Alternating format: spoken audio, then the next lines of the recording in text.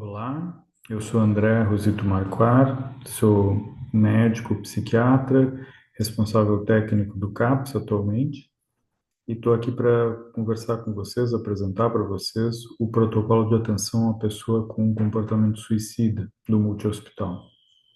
Eu vou compartilhar a tela para a gente ver a apresentação, fica mais fácil de vocês verem o que eu quero dizer. Assim que eu descobri o botão aqui.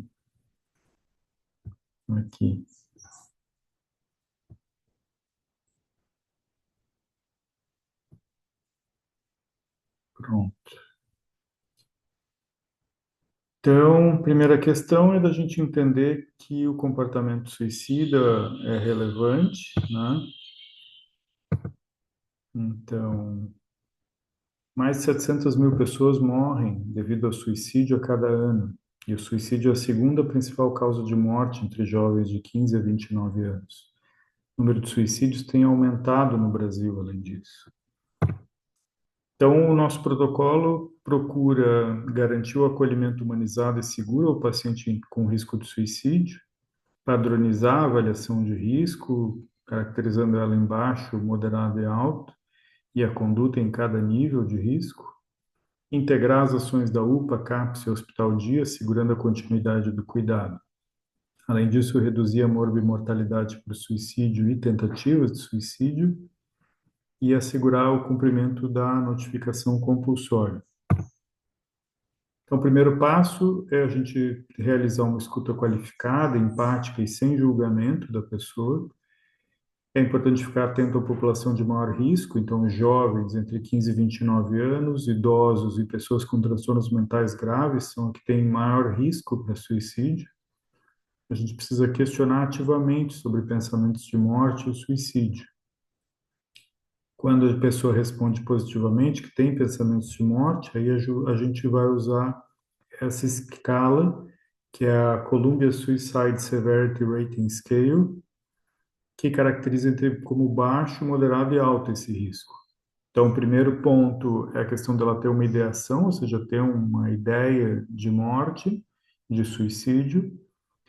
Se ela tem um plano de como executar esse suicídio, né, como ela vai se matar.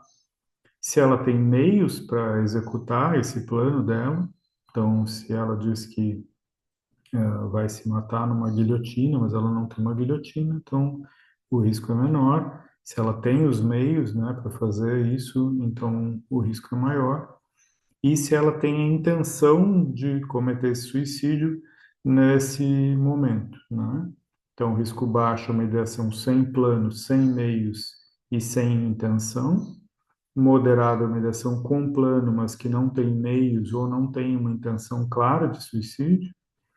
E o risco alto é quando ela tem uma ideação com plano, meios e uma intenção clara de agir. Quando a gente identifica um risco alto, então a primeira coisa é a gente retirar o acesso a meios de suicídio, mesmo que não seja os que ela está planejando, mas objetos cortantes, fios, cordas, cintos, medicamentos ou outros objetos potencialmente letais que estejam ao alcance, é importante que a gente retire ou retire a pessoa do ambiente que tem esse risco. A gente procura manter a pessoa, então, num ambiente seguro, sempre acompanhada, né?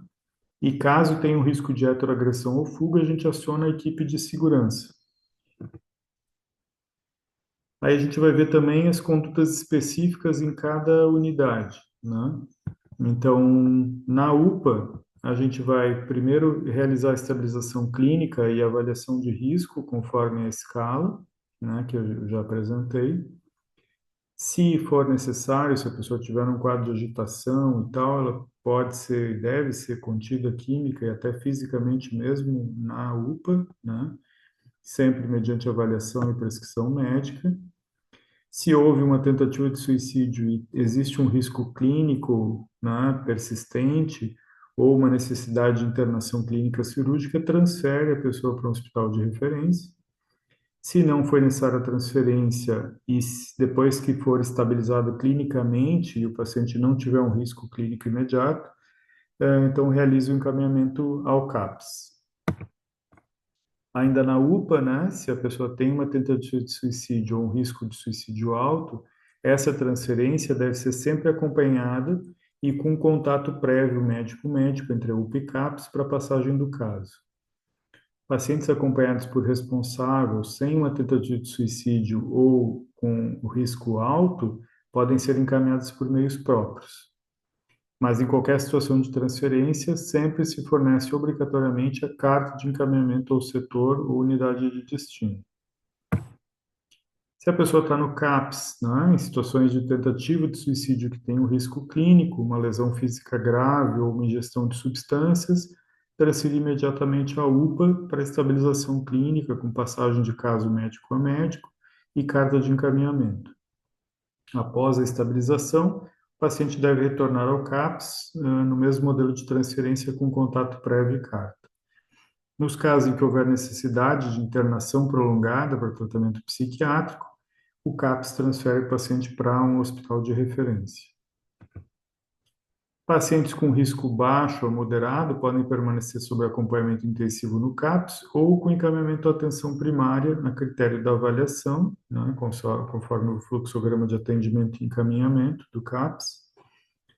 Em qualquer situação de transferência, fornecer sempre uma carta de encaminhamento para o setor ou unidade de destino. Sempre que possível, envolver familiares e ou responsáveis legais para assegurar a corresponsabilização no cuidado desse paciente. Quanto maior a rede envolvida, menor o risco. Acionar também outras redes de apoio comunitário e intersetorial quando identificar uma vulnerabilidade social relevante. Se o paciente está no hospital dia, então também identificar pacientes com comportamento ou ideação suicida durante o atendimento usando a escala. Mesma coisa, se tiver uma tentativa com risco clínico, encaminha aí para a UPA, para estabilização clínica. Se não tiver um risco clínico e tem um risco de suicídio alto, encaminha diretamente para o CAPS, acompanhado e com carta de transferência e contato prévio. Se o risco é moderado e tem um responsável, ele pode ser encaminhado por meios próprios, mas sempre com carta de encaminhamento. E se o risco baixo, mesmo que ele esteja sozinho, ele pode ir por meios próprios, mas sempre com uma carta de encaminhamento. Outro ponto muito importante na questão das tentativas de suicídio é a notificação desse agravo, né? Então, todo caso de tentativa de suicídio e também de autoagressão deve ser notificado no SINAM. O registro da notificação é feito no CELC em registro de agravo. Outro ponto importante que precisa ser notificado é quando são crianças ou adolescentes em que exista omissão ou risco familiar. E aí deve ser comunicado o conselho tutelar. Seguir os passos desse protocolo pode salvar vidas, compartilhe as informações. Então, só para resumir rapidamente, se a pessoa tem uma ideação suicida e teve uma tentativa de suicídio, tem algum risco clínico, é UPA. Se ela tem um risco, qualquer risco de suicídio e não tem um risco clínico, é CAPS. Sempre usar um termo de encaminhamento, um documento de encaminhamento ao transferir o paciente para outra unidade. Certo? Obrigado pela atenção.